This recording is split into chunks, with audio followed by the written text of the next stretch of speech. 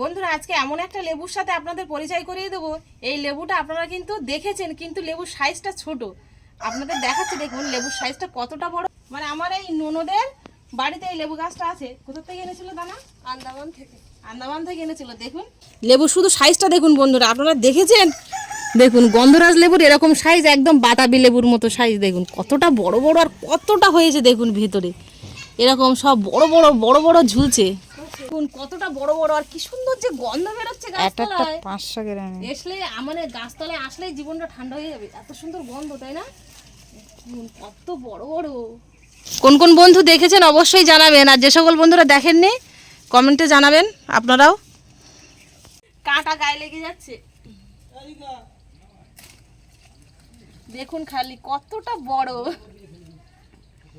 কি সুন্দর গন্ধ। দুটো তুলেছি, এই দুটোটাই অনেক দিন রেখে রেখে খাওয়া যাবে। আর এই গাছের তাজা লেবু তো মানে কেটে নিয়ে অল্প অল্প করে কেটে কেটে অনেক দিন রেখে খাওয়া যাবে। আর ফ্রিজে রাখলে তো আরও অনেক দিন, প্রায় 2 মাস মতো থেকে যাবে। লেবু নামিয়ে নিয়ে বাড়ি চলে এসেছি। এবার বাড়িতে আজকে এই লেবু দিয়ে নিরামিষ রেসিপি বানাবো। আজকে 3টে থেকে 4টে রেসিপি আপনাদের সাথে শেয়ার করব। তবে লেবু দিয়ে আমি লেবু ডাল বানাবো।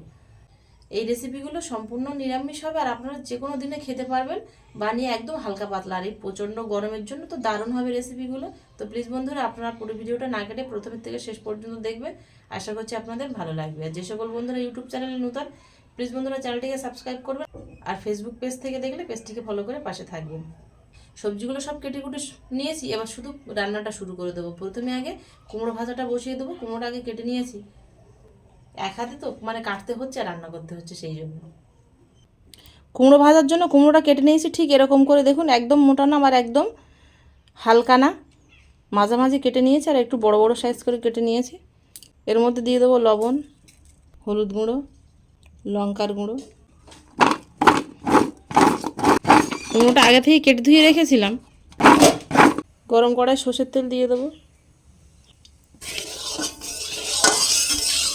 তেল গরম হয়ে গেছে, এবার কুমড়োগুলো দিয়ে ভেজে নেব।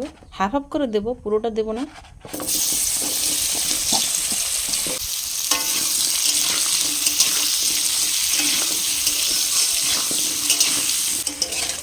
লো ফ্লেমে ধীরে ধীরে এইভাবে ভাজবো।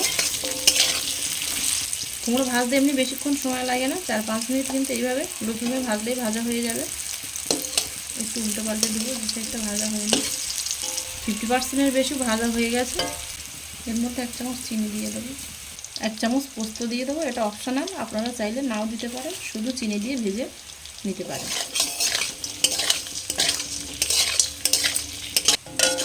কুমড়োটা হালকা এরকম লাল করে ভেজে নিয়েছি, দেখুন একদম কিন্তু পুড়ে পুড়ে যায়নি, বেশ হালকা একটু পোড়া পোড়া হয়েছে।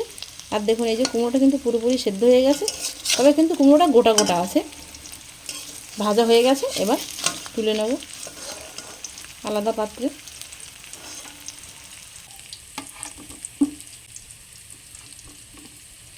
বাকিগুলোও লাল করে ভেজে নিয়েছি, এগুলোও তুলে নেব। বেগুন ভাজার জন্য বেগুনগুলো ঠিক এরকম আমি 4 ফালি করে কেটে নিয়েছি। এর মধ্যে এবার লবণ হলুদ দিয়ে মাখিয়ে নেব। দিয়ে দেবো লবণ, হলুদ গুঁড়ো।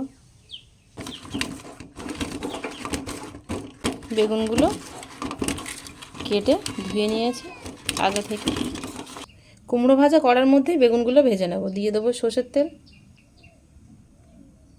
তেল গরম হয়ে গেছে, গরম তেলে বেগুনগুলো দিয়ে দেবো।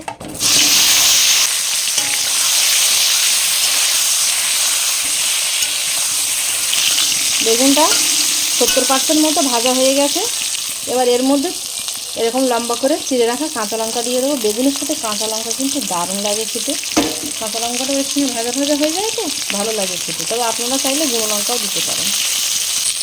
বেগুনগুলো এরকম লাল করে ভেজে নিয়েছি, একবারও কিন্তু পুড়িয়ে ভাজিনি।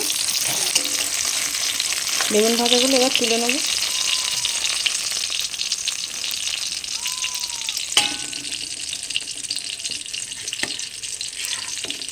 কুমড়ো ভাজা বেগুন ভাজা বানিয়ে নিয়েছি, এবার উচ্ছে ভাজাটা বানিয়ে নেব। উচ্ছেটা এরকম গোল গোল করে কেটে নিয়েছি, লম্বা করে আর কাটিনি। গোল করে ভাজা করলে একটু দেখতে ভালো লাগে। বেগুন ভাজা তেলের মধ্যে উচ্ছেগুলো দিয়ে ভেজে নেব।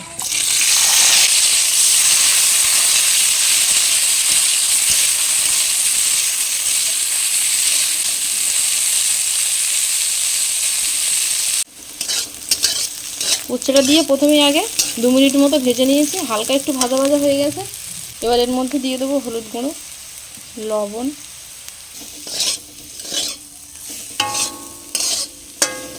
লো ফ্লেমে চাপা দিয়ে ভেজে নেবো উচ্ছেটা। এবার ডালটা ধুয়ে নেবো। এখানে আমি 150 গ্রাম ডাল নিয়েছি, মুগের ডাল। জল দিয়ে 2-3 বার ধুয়ে নেব।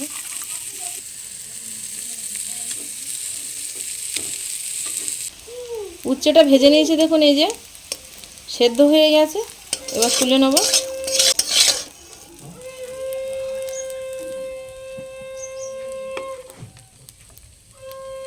উচ্ছে ভাজা কড়ার মধ্যেই একেবারে ডালটা দিয়ে ভেজে ডালটা বসিয়ে দেবো।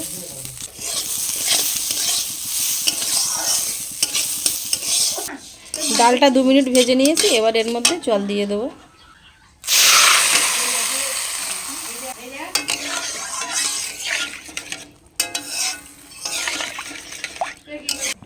গ্যাসের ফ্লেমটা আবার হাইতে দিয়ে ডালটা সেদ্ধ করে নেব।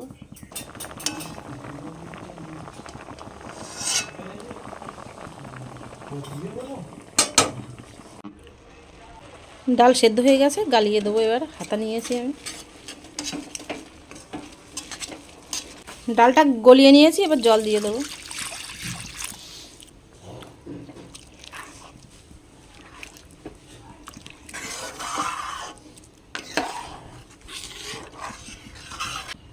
লবণ দিয়ে দেবো, হলুদ গুঁড়ো,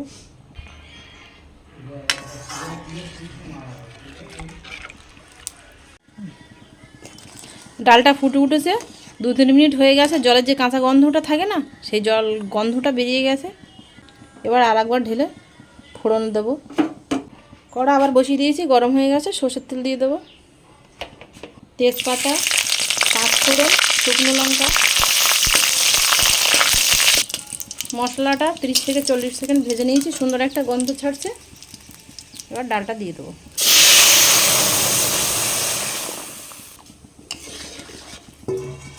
এক চামচ পরিমাণ চিনি দিয়ে দেবো। লেবুটা এরকম গোল করে কেটে নিয়ে তারপরে ছোটো ছোটো টুকরো করে নিয়েছি, লেবুটা দিয়ে দেবো।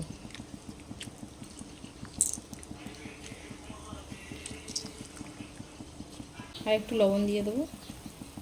ডালটা একটু পাতলা করে রান্না করেছি, তবে আপনারা চাইলে গাঢ় ডাল বানাতে পারেন।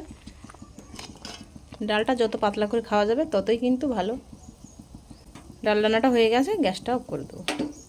নিরামিষ হালকা পাতলা রেসিপিগুলো কেমন হলো অবশ্যই বন্ধুরা কমেন্টে জানাবেন। আর ভালো লাগলে আপনাদের বন্ধুদের কাছে প্রচুর প্রচুর শেয়ার করবেন। আর আপনারা বাড়িতে বানিয়ে খেয়ে দেখবেন। এতক্ষণ আমার সঙ্গে থাকার জন্য আপনাদের অনেক অনেক ধন্যবাদ। আবারও দেখা হচ্ছে আপনাদের সাথে পরবর্তী নতুন কোনো রেসিপিতে। ততক্ষণ আপনারা সবাই ভালো থাকবেন আর সুস্থ থাকবেন।